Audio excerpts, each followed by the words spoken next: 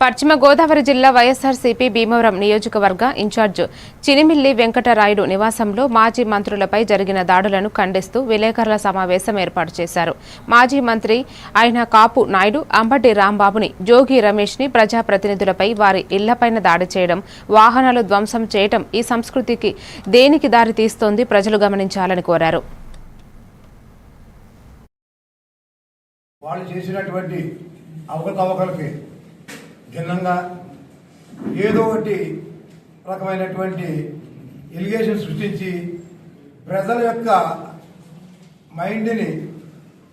దృష్టిని మరలించడం కోసం చేస్తున్నటువంటి ఈ కూటమి ప్రభుత్వ ఆగడాలు పెరిగిపోతూ ఉన్నాయి.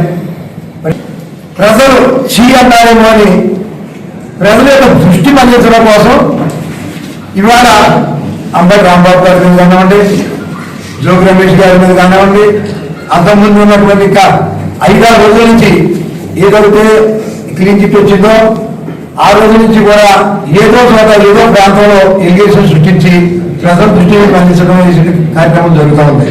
ప్రజల్ని భయభ్రాంతులు చేసి భయపెట్టి పరిపాలన చేయాలనుకోవడం ఎల్లప్పుడూ సాగదది. ప్రజలందరూ గమనిస్తూ ఉన్నారు.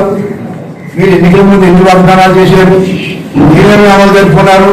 ఆ రోజు విజయవాడలో వరదలు వస్తే ఆ వరదల్లో ప్రజలు సేవ చేయడంలో మీరు విఫలమయ్యి ప్రజల దృష్టి మళ్లించడం కోసం ఆ రోజు లభ్యమైనటువంటి విషయాన్ని తీసుకురావడం జరిగింది. జరుగుతున్నటువంటి దహనకాండ